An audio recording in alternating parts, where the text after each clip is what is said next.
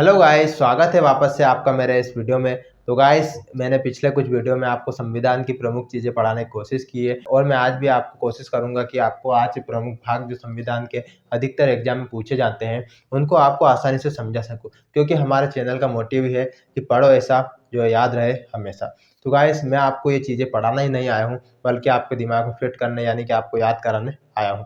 तो आपको वीडियो में लास्ट तक बने रहना है और आपको अपने दोस्तों, भाइयों, बहनों जो भी पढ़ाई कर रहे हैं उनको भी वीडियो शेयर करना है, ताकि उनको भी चीज़ें याद रहें और वो भी सिलेक्शन ले सकें, सफल आदमी बन सके। तो गाइस, संविधान के जो क्वेश्चन है अधिकतर भाग से भी पूछे जाते हैं और अधिकतर क्वेश्चन आपको देखने को मिलेंगे। तो मैं आपको आपको बता देता हूँ कि आपको इनको किस तरह से याद करना है। एक स्टोरी वाइज मैं आपको इतने सरल तरीके से याद कराऊंगा ना कि वीडियो के लास्ट में आप कहोगे कि वाह भाई, क्या बात है, आपने तो याद करा दिए। तो देखो, मैं आपको समझा देता हूँ। संविधान में जब संविधान बना उस समय हमारे देश में 22 भाग थे और आज भी 22 ही भाग है। लेकिन हुआ क्या है कि हमारे संविधान में जब संशोधन हुआ है तो हमारे देश में संविधान में संशोधन को अगर हम गिनते हैं, जैसे यहाँ पे 4 था, यहाँ 4 ए है, संशोधन को आप अगर गिनोगे तो हमारे देश में आज 25 भाग हो जाएंगे। लेकिन मूलतः जो भाग है वो 22 ही है। तो आपको ये डाउट क्लियर कर दिया कि 22 और 25 का क्या मैटर है।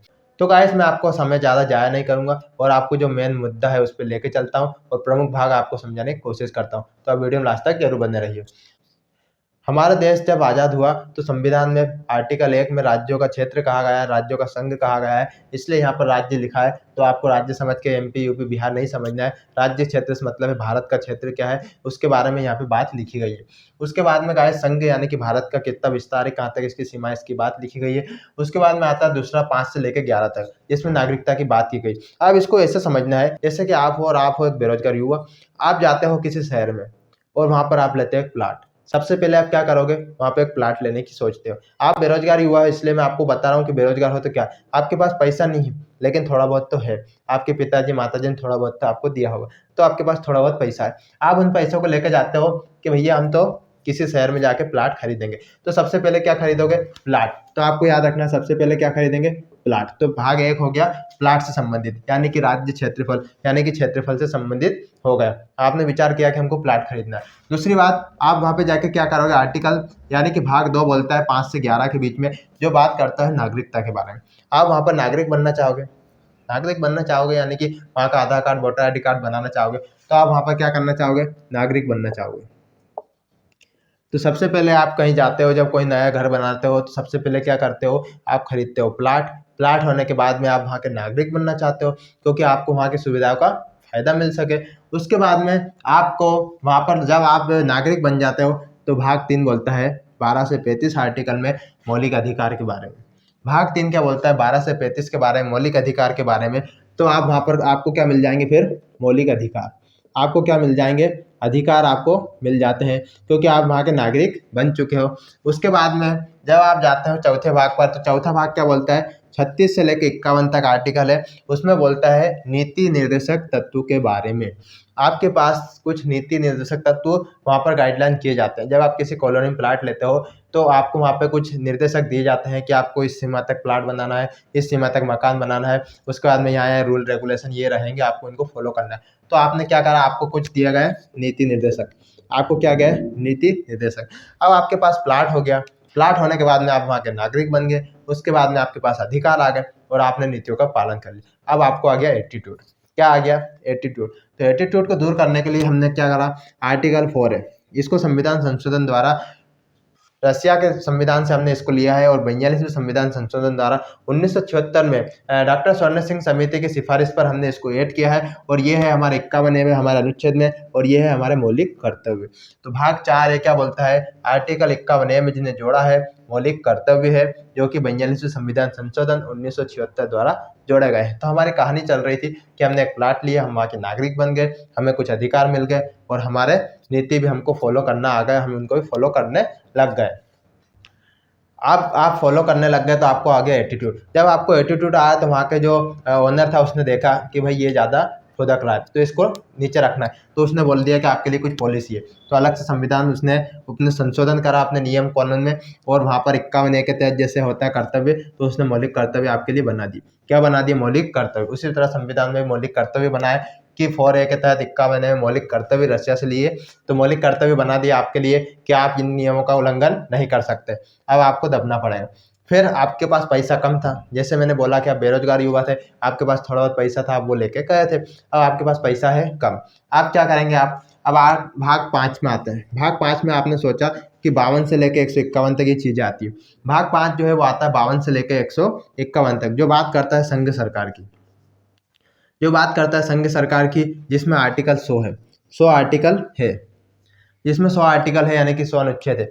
अब संघ सरकार में क्या क्या चीज़ें आती? देखो, संघ सरकार में आ जाता है राष्ट्रपति, विधायिका, संसद, कार्यपालिका, उसके बाद में आपका आ जाता है सुप्रीम कोर्ट, उसके बाद में आपका आ जाता है सीएजी, यानी कि कंट्रोलर और ऑडिटर जनरल, जो आपका सीएजी आता है, तो वो 151 तक आ जाता है। इसमें 100 आर्टिकल है, सबसे अधिक बड़ा भाग है तो वो है भाग 5, इसमें सबसे अधिक अनुच्छेद है, तो आपको ये भी विशेष ध्यान रखना है। तो आपको भाग 5 कैसे याद रखना है कि संघ सरकार, आप जाते हो संघ के पास, किसके पास? यानी कि केंद्र सरकार के पास। केंद्र सरकार के पास आप जाते हो कि भैया हमको चाहिए लोन। आप तो बेरोजगार हुआ है, आपके पास इतना पैसा तो है नहीं कि आप एक प्लाट खरीद के वहाँ पे मकान बना सको, आपके पास चाहिए लोन। आप जाते हो केंद्र के पास।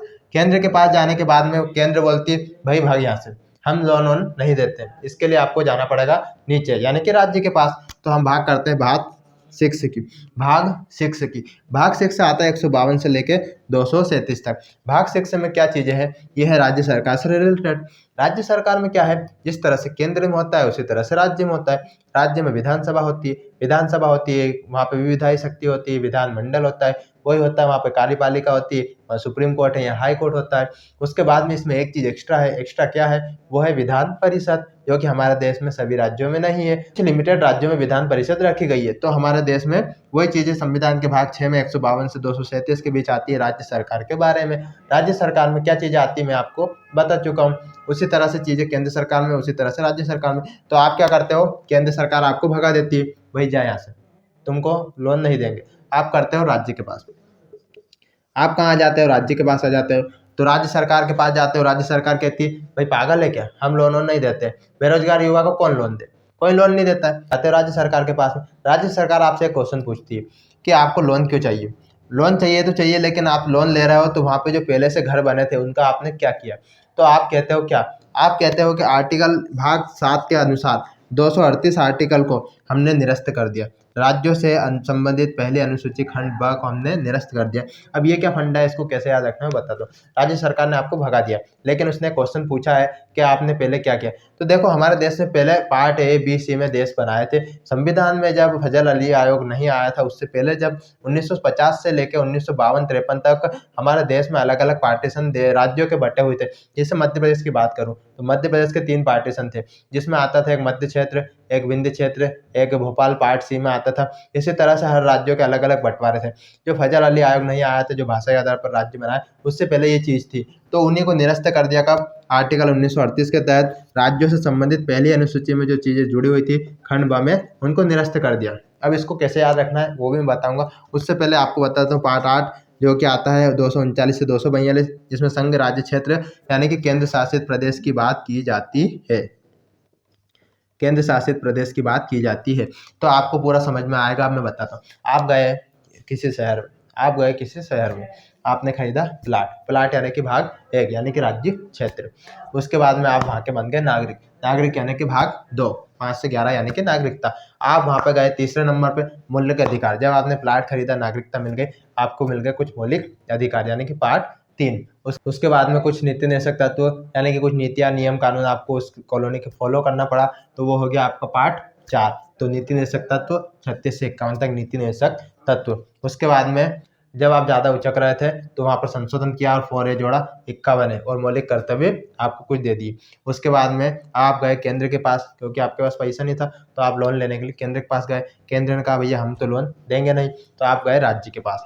तो ये राज्य सरकार पार्ट 6 भाग 6 राज्य सरकार। राज्य सरकार ने कहा कि आपको हम लोन तो नहीं देंगे, लेकिन एक क्वेश्चन हमारा कि आपने जो वहाँ पर पहले कॉलोनी में रहने वाले उनका तुमने क्या किया? तो इनने बोला हमने उनको निरस्त कर दिया, उनको हमने सफाया कर दिया और नई कॉलोनी बनी, हम उसमें प्लाट ले रहे हैं। 238 राज्यों संबंधित है, जो कि 7वां संविधान संशोधन द्वारा हटा दिया, यानी कि 7वां संविधान संशोधन से उसको हटा दिया है। पार्ट 7 को 238 से जो निरस्त कर दिया, यानी कि पुराने घर सब हटा दिए और नई कॉलोनी बनी है। उसके बाद में पार्ट 8 आता है, जिसमें संघ राज्य क्षेत्र की बात होती है। तो आपको कॉलोनी जब राज्य से नहीं मिला, राज्य ने भगा दिया, कॉलोनी को आपने निरस्त करवा दिया। अब आप जाते हो केंद्र शासित प्रदेश के पास, चाहे वो हो सकता है कुछ सुन ले। अब मैं आपको बता रहा हूँ, तो आपको याद कैसे रखना, प्लाट लिया, फिर आप नागरिक बने, फिर आपको मौलिक अधिकार मिले, फिर आपको नीति से तत्व मिले, फिर आपको कुछ कर्तव्यों का पालन करना पड़ा। आप संघ सरकार के पास में गए, आप राज्य सरकार के पास में गए, आपने वहाँ के कानूनों को निरस्त किया, फिर आप संघ सरकार के पास में यानी कि केंद्र शासित प्रदेश के पास में वापस गए। सीधी सी बात है, आपको 8 भाग 8 अंगुलियों पे याद हो गए होंगे। गाइस हम अब आगे चलते हैं और बात करते हैं आगे के भाग में क्या बताया। हमारे मूल संविधान में पंचायत जैसी चीजें नहीं थी, इसको अलग से जोड़ा गया है। कब जोड़ा गया है? जोड़ा गया है 73वें संविधान संशोधन द्वारा 1993 92 में, कोई 92 कोई 93 का संशोधन 93 में जोड़ा गया, 94 से लागू है। आपको इतना ध्यान रखना। उसके बाद में यह भाग आता है 9। भाग 9 में कहाँ से बोला है? 243 से लेकर 243 ओ तक। पहले 243 था, फिर 243 से लेकर 243 ओ तक किसकी बात की गई है? पंचायत की बात की गई है। 73वें संविधान संशोधन 1993 द्वारा जोड़ा गया है भाग 9। उसके बाद में आता है 9 है। देखो 9 है, इसको अगर आप अलग से गिनोगे तो वो 25 हो जाएंगे। 9 है, 9 है कहाँ से? 243 बी से लेकर जेड जी तक आता है। इसमें बात की गई है नगर पालिका के बारे में, नगर पालिका के बारे में बात की गई है। ये कौन सा संविधान संशोधन है? ये है 74वां संविधान संशोधन 1992 वाला या 93 वाला। उसके बाद में आता है 9B, ये भी अलग से जोड़ा गया है। फिर वो कहाँ से कहाँ तक है? 243 जेड एस से लेके जेड टी तक इसको बांटा गया, बनाया गया है संविधान संशोधन करके। और ये बात करता है सहकारी समिति के बारे में। इसको कब जोड़ा गया है? इसको जोड़ा गया है 97वें संविधान संशोधन 2011 के द्वारा। तो आपको ये याद रखना है सहकारी समिति वाला। उसके बाद में आता है भाग 10। भाग 10 कहाँ से कहाँ तक है? 244 से लेकर 244 ए तक, जो बात करता है एसटी एससी के बारे में, विशेष उपबंध यानी कि प्राधिकार के बारे में बात करता है। उसके बाद में आता है भाग 11, जो बात करता है 245 से लेकर 263 तक। इसमें संघ और राज्य के बीच संबंध की बात आती है, यानी कि किसके क्या अधिकार, किसके क्या कर्तव्य रहेंगे, तो वो बात करता है आपका भाग 11। भाग 12 की बात करते हैं, इसमें आता है 264 से लेकर 300 ए तक, जो है वित्त संबंधी। हमारे देश में पहले 7 मौलिक अधिकार थे, लेकिन जब 44वां संविधान संशोधन 1978 में हुआ तो हमारे देश में संविधान में एक अधिकार कम कर दिया और उसको कहाँ जोड़ दिया? उसको जोड़ दिया 300 ए में। कौन से? भाग 12 में, जो वित्त संबंधी थे। कहाँ पे जोड़ा गया? 300 ए में उसको जोड़ा गया और वह हो गया वित्तीय अधिकार, यानी कि कानूनी अधिकार, संवैधानिक मूल अधिकार नहीं रहा। उसके बाद में भाग 13 की बात करते हैं, जो 301 से लेकर 307 तक है और भारत के अंदर व्यापार करने की बात इसमें कही गई है। उसके बाद में आता है भाग 14, जिसमें 308 से लेकर 323 तक है और इसमें संघ और राज्य सरकार की सेवाएं यानी कि यूपीएससी और पीएससी के बारे में बात की गई है। तो गाइस अब आपको इसको याद कैसे रखना है उसका पैटर्न मैं आपको समझाता हूँ। आप वहाँ पर पहुँच गए थे, आपको राज्य ने भगा दिया था और राज्य से आप गए थे केंद्र शासित प्रदेश के पास में। केंद्र शासित प्रदेश ने कहा कि भैया सुनो, आप राज्य केंद्र में मत भटको, आपको बनाना है घर, तो आप जाओ पंचायत के पास में। पंचायत ने, तो आप गए किसके पास? पंचायत के पास में। आप गए पंचायत के पास में लोन के लिए। पंचायत में, क्योंकि ग्रामीण क्षेत्र में था आपका क्षेत्र, तो आप गए पंचायत के पास में। पंचायत ने बोला देखो ये क्षेत्र था ग्रामीण, लेकिन अभी जब ये शहर बड़ा है तो शहर बन गया है नगर, तो आप पंचायत में लोन नहीं ले पाओगे। तो आप कहाँ गए? भाग 9 में। भाग 9 में गए पंचायत के पास में। पंचायत ने भगा दिया, बोला आप यहाँ पे लोन नहीं ले पाओगे क्योंकि अब ये शहर का मामला हो गया है। तो आप गए शहर में। शहर में जाने के लिए आपने 9A के लिए गए। 9A यानी कि नगर पालिका में। कहाँ गए? नगर पालिका में। आप गए नगर पालिका के पास में। नगर पालिका में गए आपने, क्योंकि 9A से जोड़ा था 243 नगर पालिका 74वां संविधान संशोधन 1992 द्वारा जोड़ा गया नगर पालिका। उसके बाद में नगर पालिका ने कहा कि भैया लोन तो हम दे देते हैं, लेकिन लोन का काम हमारा नहीं है, क्योंकि यह काम लोन का हम नहीं करते। हम कोई रजिस्ट्री कागज बनाना हो तो वो बना देते हैं, तो आपको लोन तो नहीं मिलेगा। आपको कहा कि आप जाओ सहकारी समिति के पास में, वहाँ से आपको कुछ सोल्यूशन मिलेगा। तो 9B, देखो याद रखो, 9 पंचायत के पास गए, फिर नगर पालिका 9A और 9B में आप कहाँ गए? सहकारी समिति के पास में। कहाँ गए? सहकारी समिति के पास में। किसके माध्यम से? 9B के माध्यम से। तो आपके दिमाग में आया कि सहकारी समिति के पास चलते हैं, आप वहाँ गए 9B के माध्यम से। संविधान में जो भाग है 9B उसमें ये कहा गया है, तो संविधान समिति सहकारी समिति 9B बोलती है, लेकिन वहाँ पर भी आपको लोन नहीं मिला। भाई बैंक में जाता तो लोन मिलता, यहाँ लोन नहीं मिला।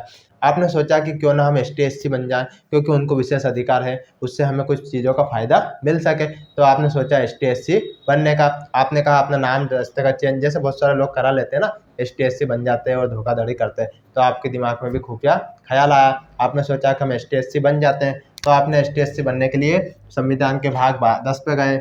कौन से भाग 10 पे, और आपने सोचा ST/SC बनने के, तो ST/SC संबंधी विशेष प्राविधान किसमें है, भाग 10 में है। तो आपने सोचा ST/SC बनने का, आपको ये याद रखना है।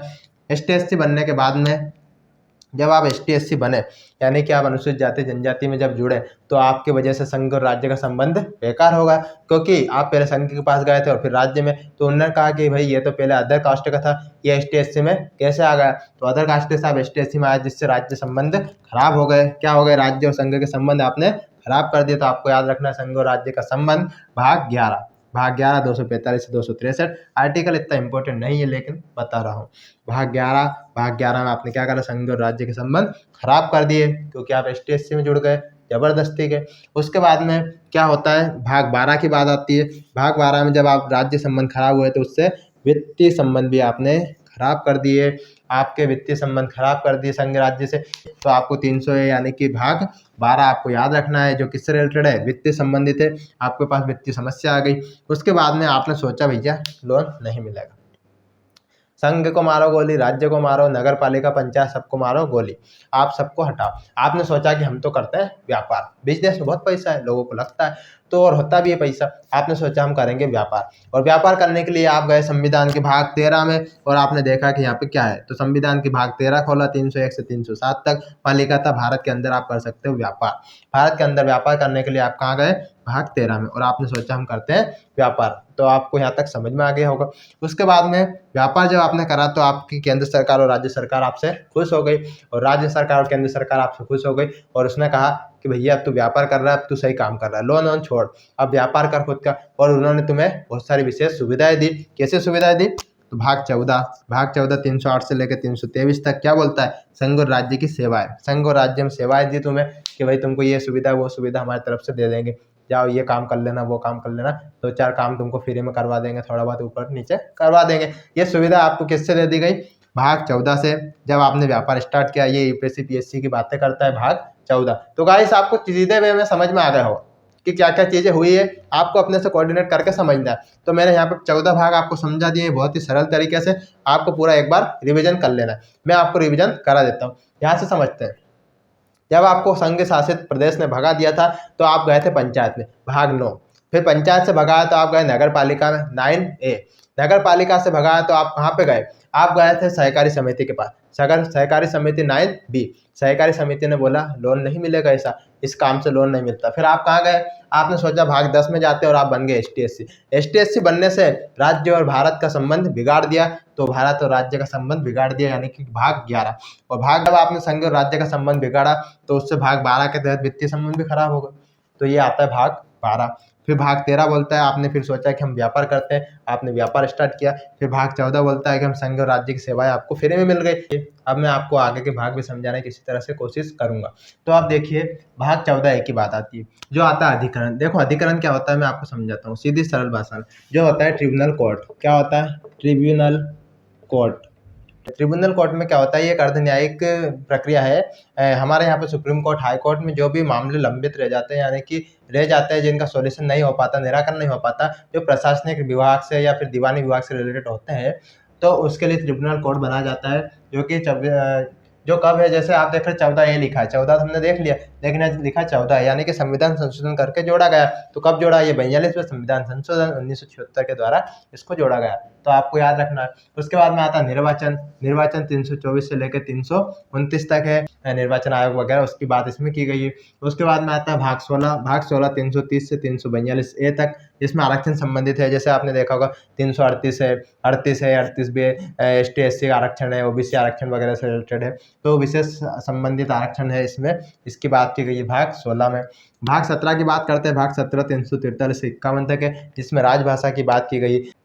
राजभाषा से रिलेटेड है, मतलब कि हमारे देश की भाषा क्या होनी चाहिए, और संविधान में लिखा है उस हिसाब से हाई कोर्ट सुप्रीम कोर्ट में किस भाषा का यूज़ किया जाना चाहिए, वो सब बातें यहाँ लिखी है। तो लिखा है भाग 17 में राजभाषा। उसके बाद में आता है भाग 18। जो है 352 से 360 तक, जिसमें बात की जाती है आपातकालीन उपबंध के बारे में, जो कि मैं आपको कहाँ से लिए इसके स्रोत के बारे में पहला वीडियो उसमें पूरा समझाया मैंने। तो आपात उपबंध की बात की जाती है भाग 18 में, और भाग 19 की बात करते हैं, भाग 19 361 से लेकर 67 तक, जिसमें बात की जाती है प्रकीर्णन।